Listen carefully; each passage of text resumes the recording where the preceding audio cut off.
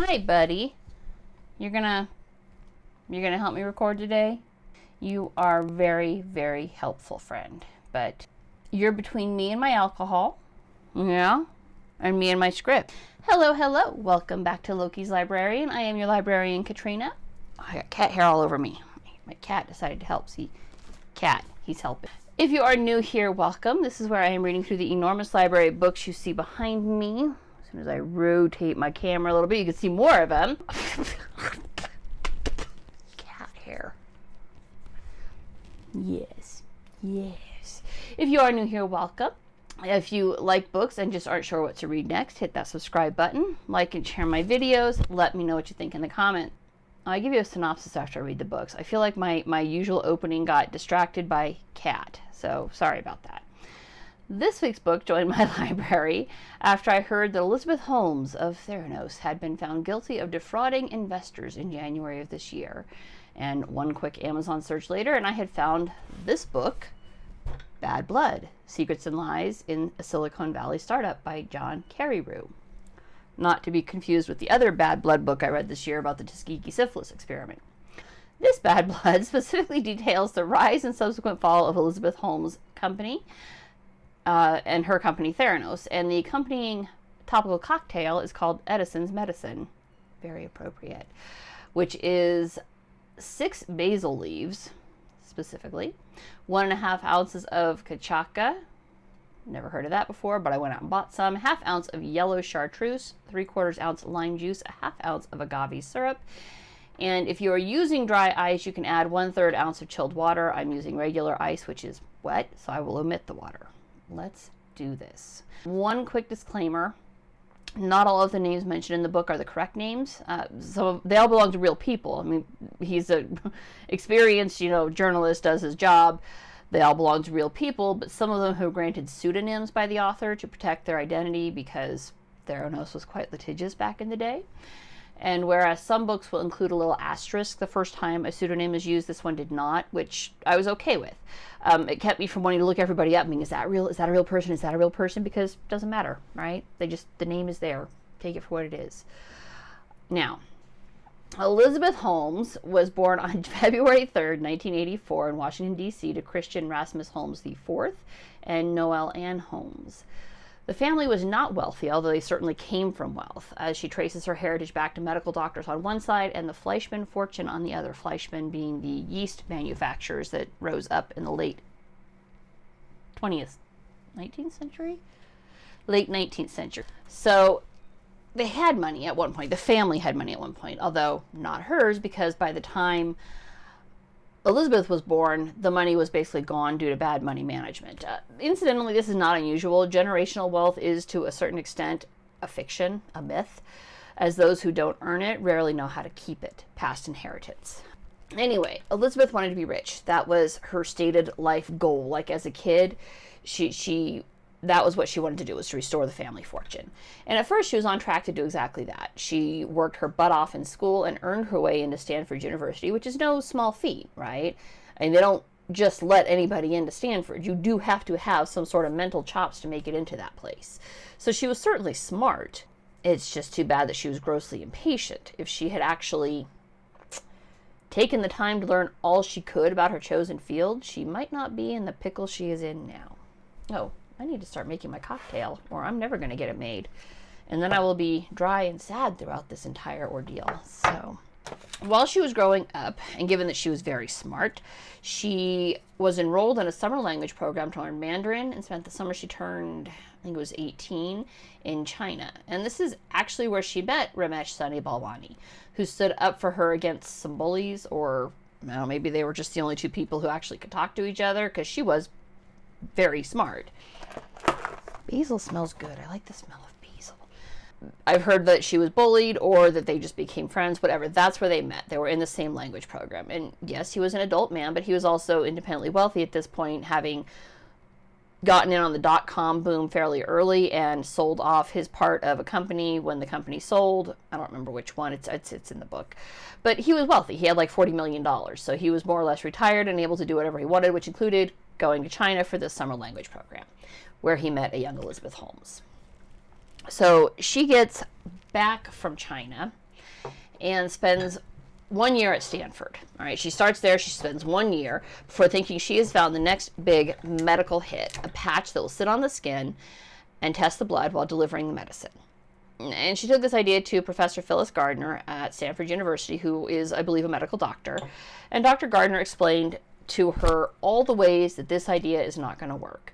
And it's not necessarily that it was a bad idea, and I don't even think Dr. Gardner was mean in it. She was just trying to explain the reality of what Elizabeth wanted to do, which is that medicine needs large doses and you can't microdose through the skin. It's just, there's no practical possible way to do it. Not saying it can never ever be done, but Elizabeth's idea wasn't going to be the way to do it.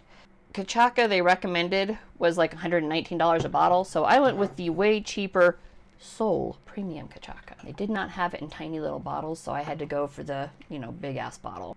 Dr. Gardner, though, recognizing her passion, referred Elizabeth to Channing Robinson over at the School of Engineering.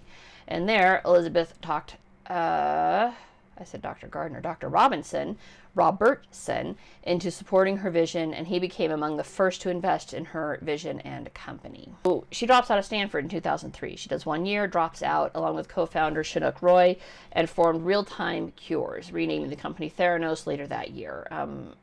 I think it was a combination of therapy and diagnosis is where she came up with the name.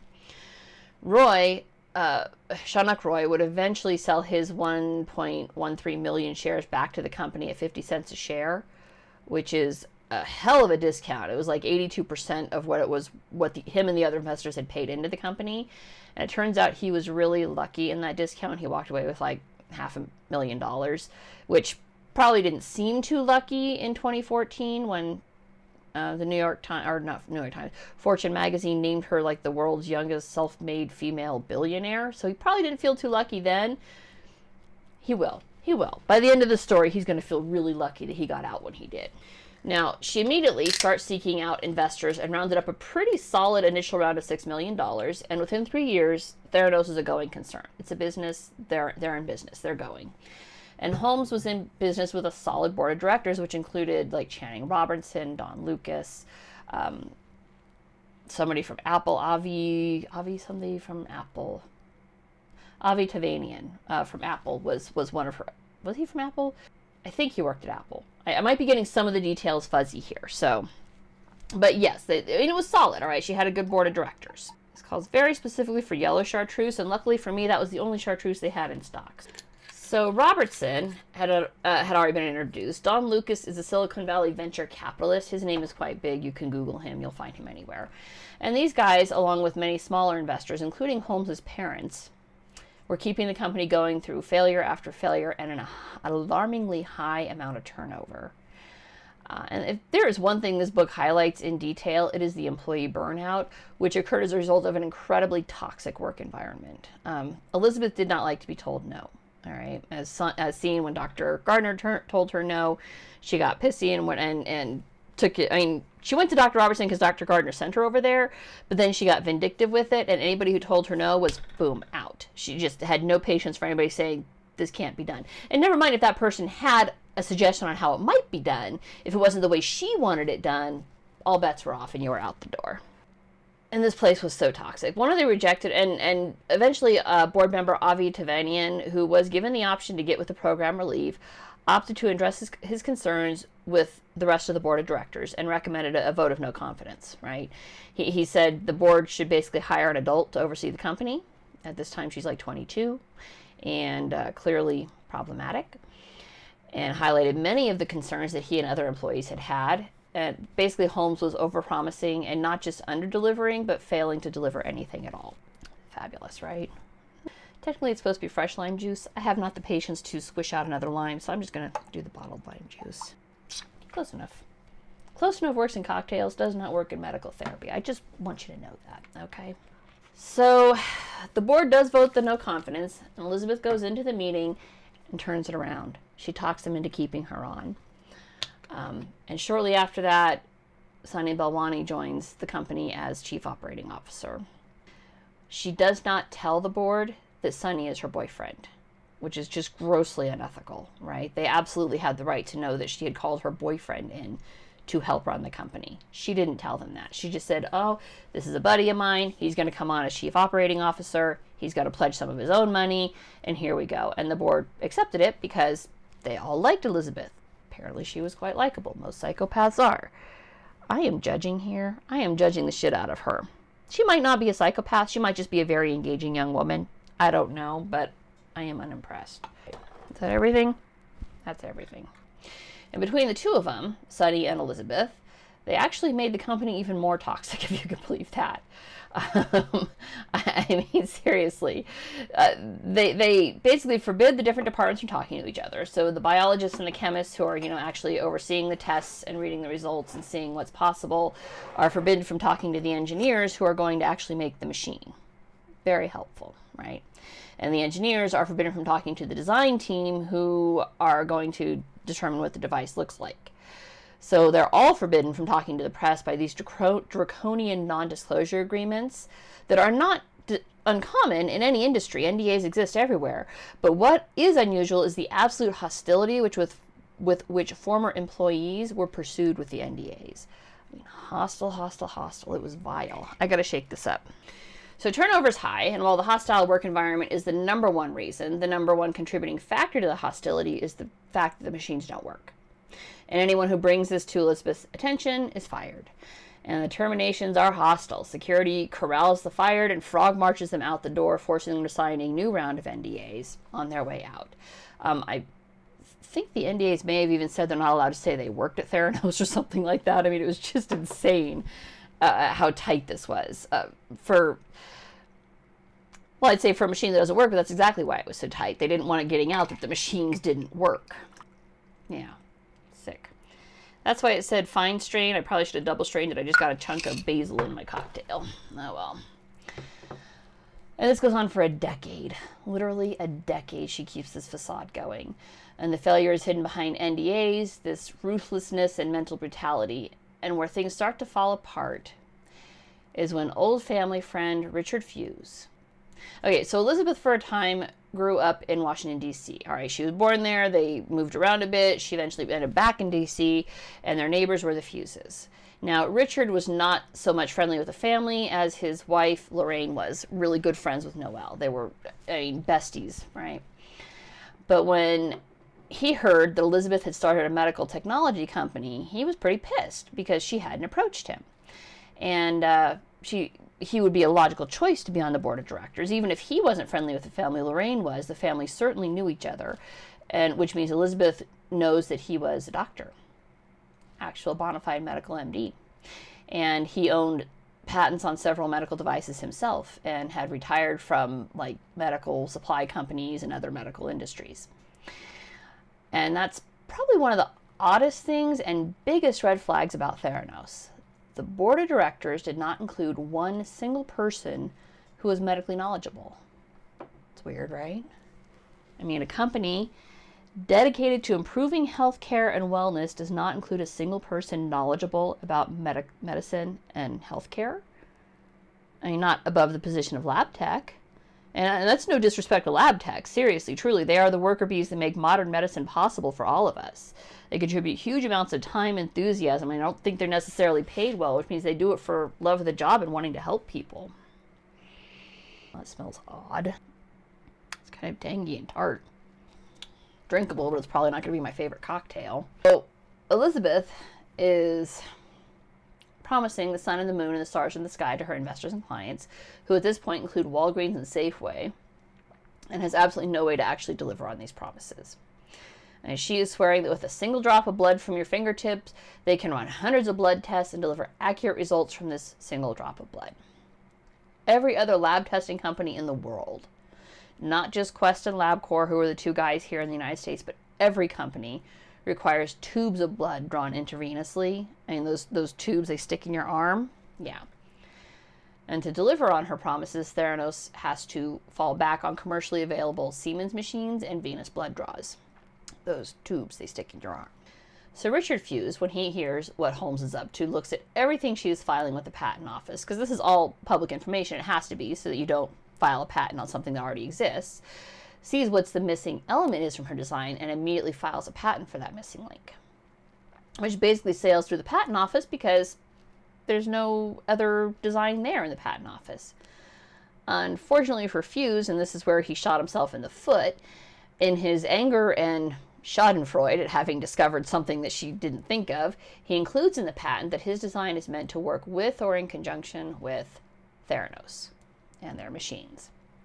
And this becomes problematic because Elizabeth gets wind of this and hires nationally feared litigator David Boyce to sue Fuse and his sons for patent infringement, basing his claim not on Fuse citing Theranos in the patent application. There's nothing wrong with that, but on the fact that one of his sons was working at the same office that Elizabeth had been using for legal representation at that time.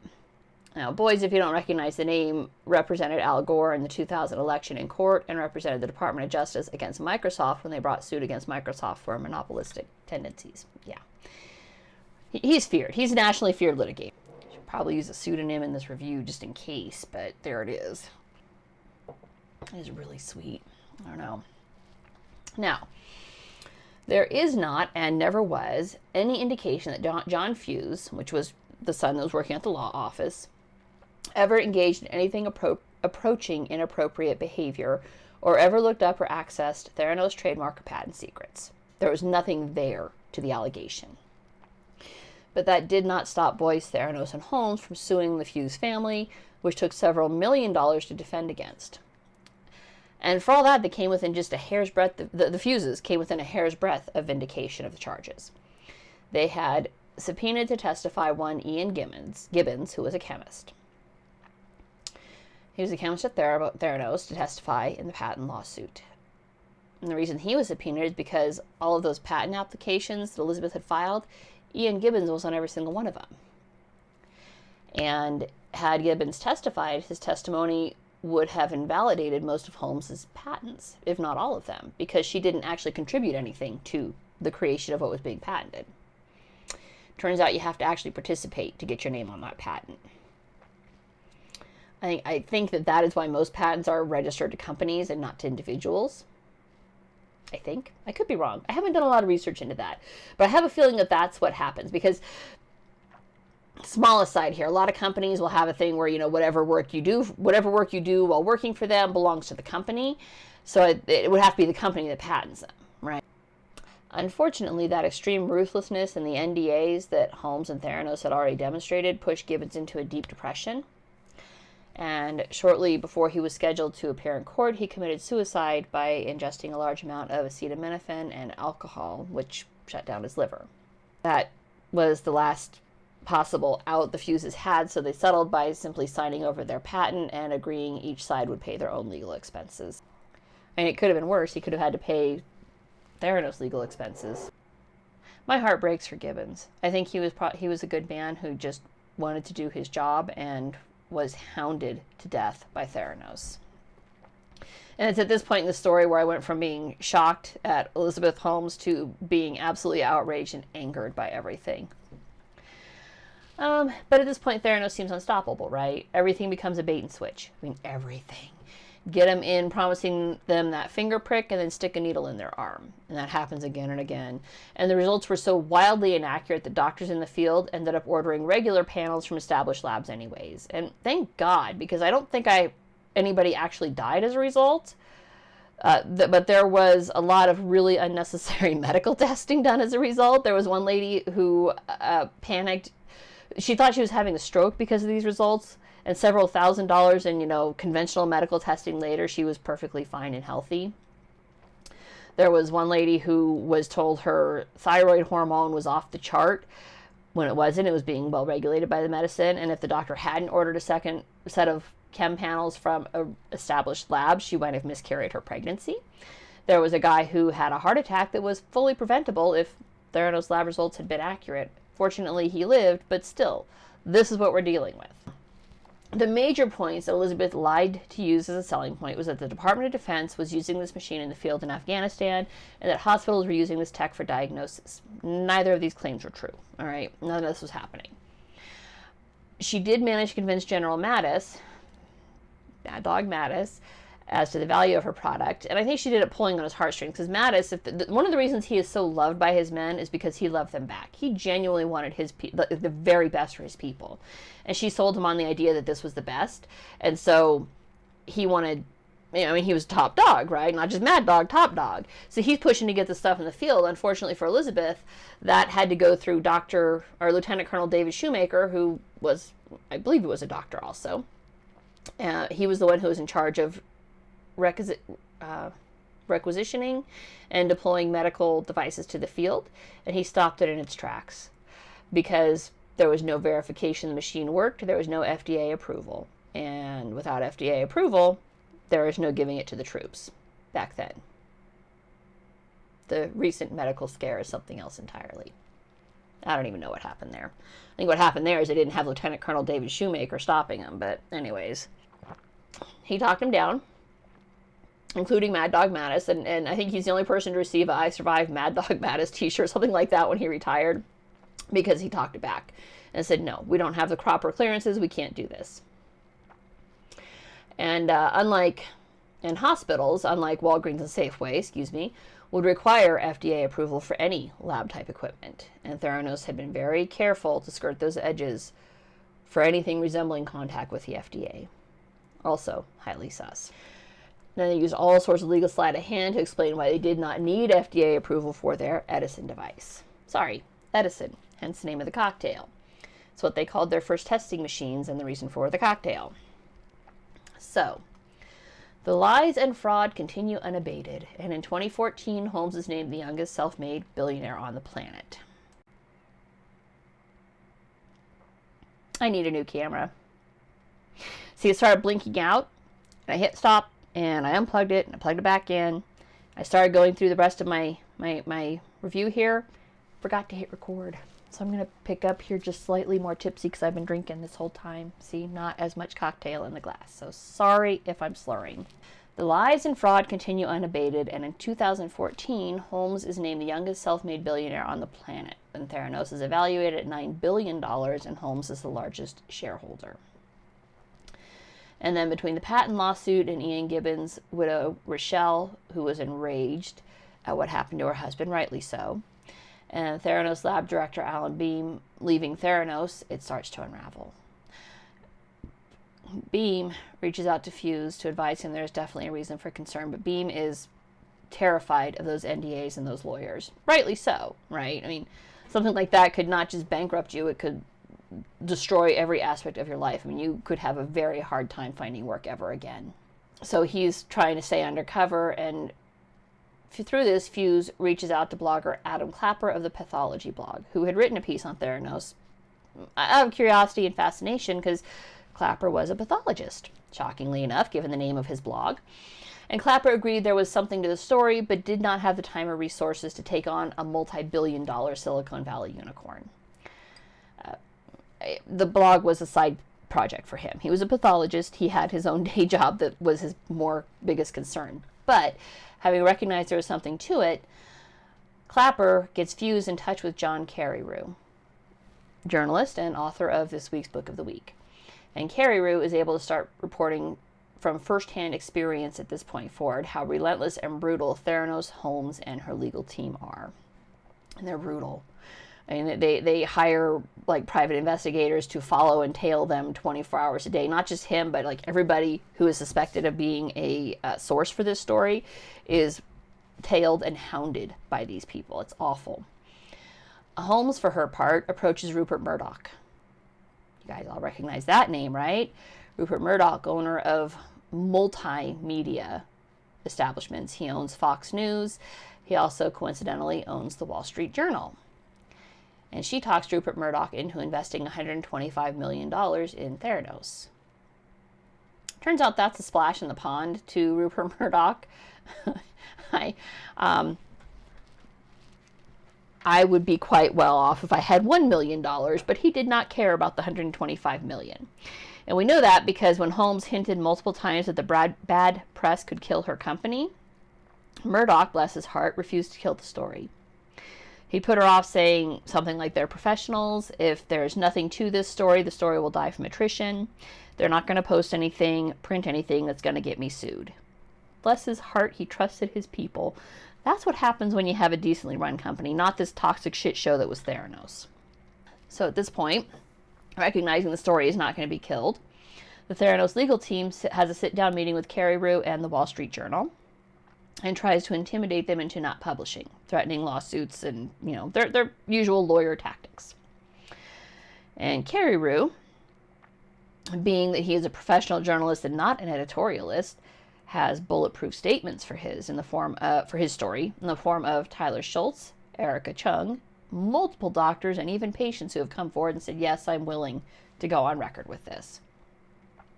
Now, Tyler Schultz and Erica Chung are two former employees of Theranos who stood up to the bullying threats from Theranos and stuck their necks out. Schultz more than Chung, and that's okay, and here's why. Schultz comes from the famous politically connected family, the Schultzes, patriarch of whom was George Schultz. So if you don't recognize that name, he was Secretary of State? I think he was Secretary of State. He was certainly politically connected enough to be in a position to survive Nixon and Watergate and Reagan and Iran-Contra. He was a major political player in the day. And Tyler tried to talk to his grandfather about Theranos and everything that was going on, and George backed Elizabeth. I don't know what it is about this girl that has everybody like, oh no, she's an angel. She farts fairy dust, and Jesus Christ. Her halo is shiny and perfect, and now it's down around her ankles because she's a lying sack of garbage. But I'm editorializing here, folks. I've never met the woman personally. She might be a lovely human being. Maybe. Erica Chung was a much smaller fish, so she was a lot more terrified. She didn't have the backing of a powerful family. And while George backed Elizabeth initially, leaving Tyler and his parents to their own devices, Tyler's parents backed him fully and spent a great deal of money hiring lawyers to fend off the boys' team and the NDAs. But they did it. Good people. But Erica did the next best thing. About the only thing a small fish can do in this situation. She contacted the government. I don't remember if it was the FDA or CMS. FDA, Federal or Food and Drug Administration, right? CMS is the Centers for Medical... The hell is CMS? Centers for Medicare and Medicaid Services is CMS. She contacted one of them. I don't remember which one. It is in the book. He spells it out. But she contacts one of them, and they send in a surprise inspection at the lab. Now, when Theranos would have their investors come in, or their clients like Walgreens and Safeway come in, they would run smoke and mirrors. They wouldn't let them actually see the lab where the work was done. And they would do something like, here we're going to do a finger prick of your blood and put it on the cartridge and put it in the machine, the Edison machine, and we're going to go and tour the rest of the building, except for the labs.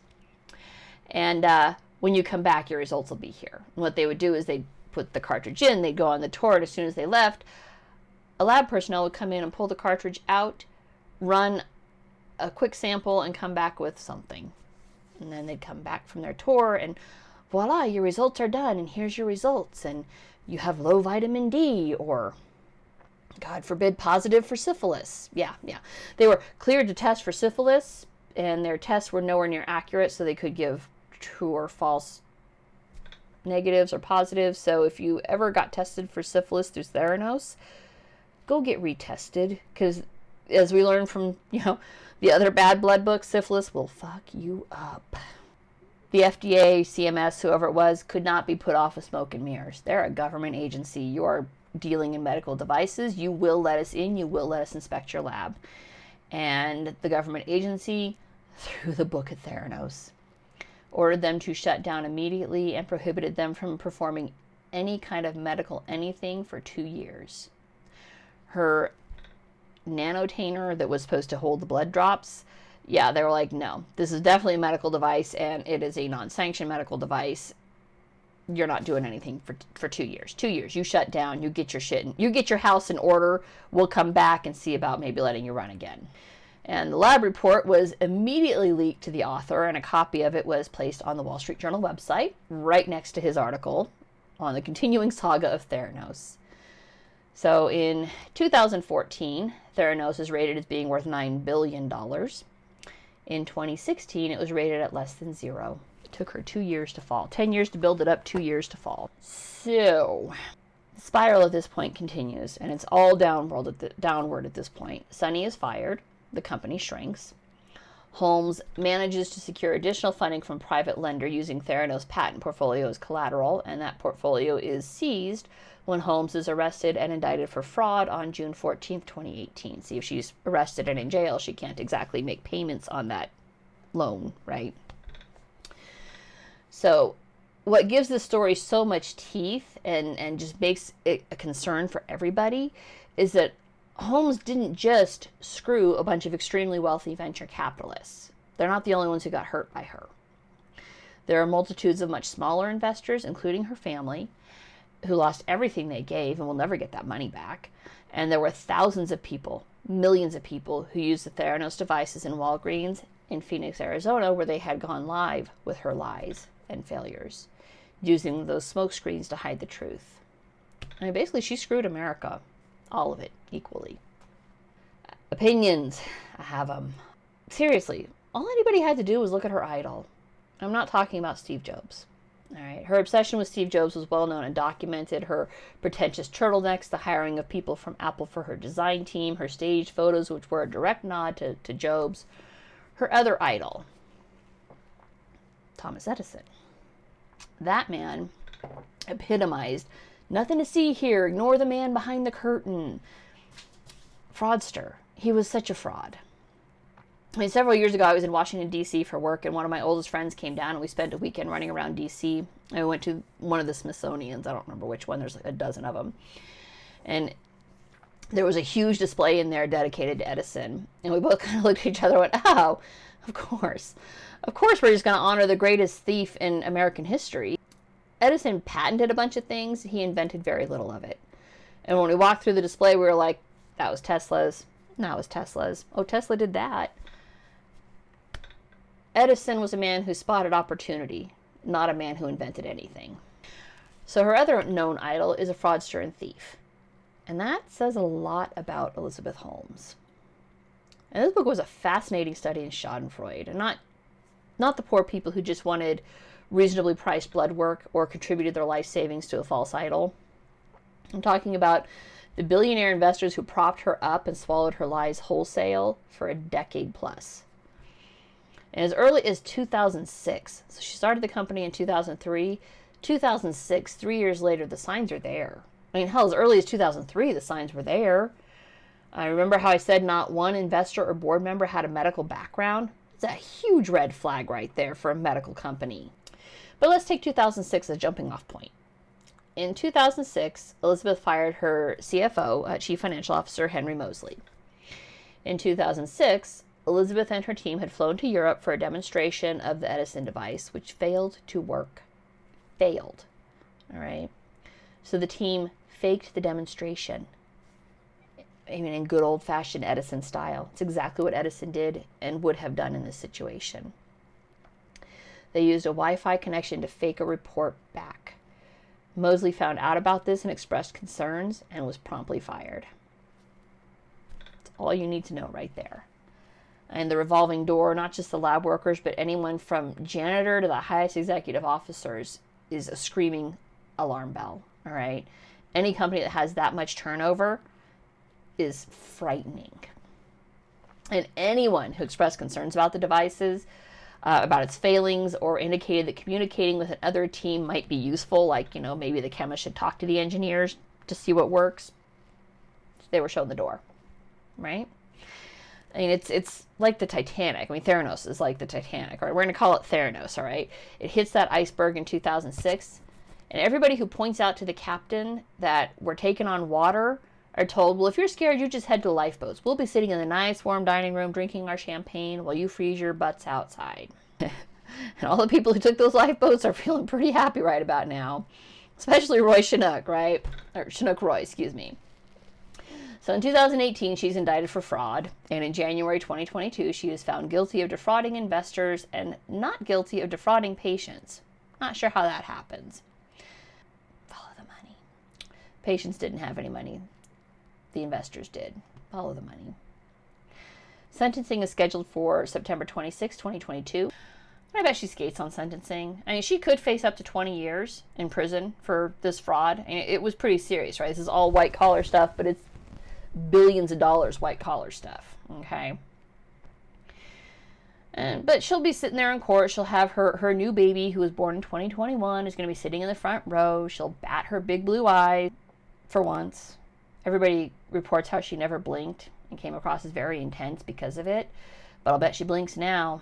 And I'll bet she bats them a lot, and we're gonna find that out in September. I might actually go to a live TV station to watch that shit. I don't have live TV. I have the internet.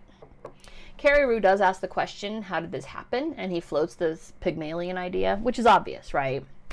Older man, younger woman, with Sonny is Pygmalion. He's using Elizabeth as his trilby. That belies her own complicity in the lies and fraud. And I don't doubt for a second that she was fully complicit. I don't doubt it because she approached Rupert Murdoch. He didn't come to her. She went to him. And I'm not saying she did it explicitly to kill the story. I have no doubt the company needed the money. Their burn rate was phenomenal. Maybe it was just for additional funding. But the timing is awfully suspicious, right? I mean, she gets wind the New York Times is going to release a new story, and she approaches the owner of the New York Times, or not, I'm sorry, Wall Street Journal. New York Times is something else entirely. I got a book on them I'm reading later this year. But the Wall Street Journal, she approaches the owner for funding and then hints that it might destroy her business. Yeah. Rupert Murdoch came out okay in this. You know what he did? When the shit hit the fan, he sold his shares for $1 and wrote it off as a tax loss. All right? That 125 mil was a drop in the bucket to him. So she miscalculated there. Thank God.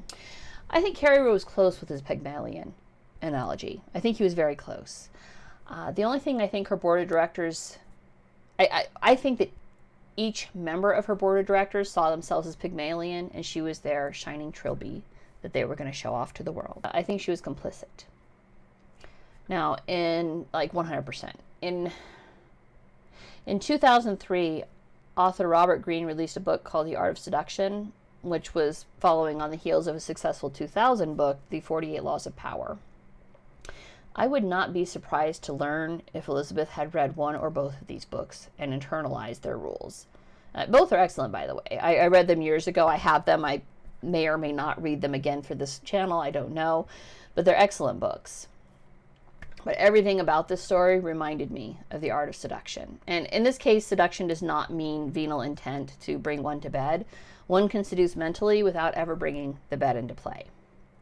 And there is, for the record, zero indication that anything untoward ever happened between Elizabeth Holmes and any of her investors, except for Sonny. All right, that one's well documented and known. But that's another red flag, right? She failed to disclose her personal relationship with her COO to her board of directors, which is another source of fraud, because this certainly would have impacted the board's decisions. And I think she handpicked her investors and seduced them mentally, one by one, until they were so blinded by her admiration of her vision that the rose-colored glasses just made the red flags seem like nothing. They were just flags blowing in the wind. So that is a brief, condensed version of Elizabeth Holmes and the Theranos saga.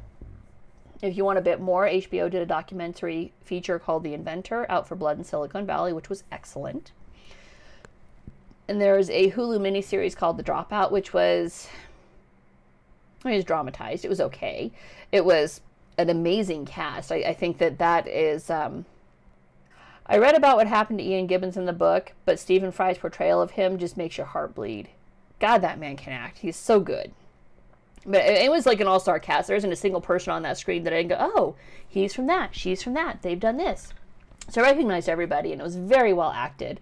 But I think that they were trying to make Elizabeth rather more sympathetic than she deserves. I think she was a master manipulator, and she used people. But that's Hollywood. I mean, they wouldn't know the truth if it bit them in the ass. And of course, there is the most definitive and excellent book on the matter, this week's Book of the Week. So that's it for this week. Thank you very much for watching. I hope you enjoyed it. Let me know what you think in the comments, and I will see you guys next week. Bye.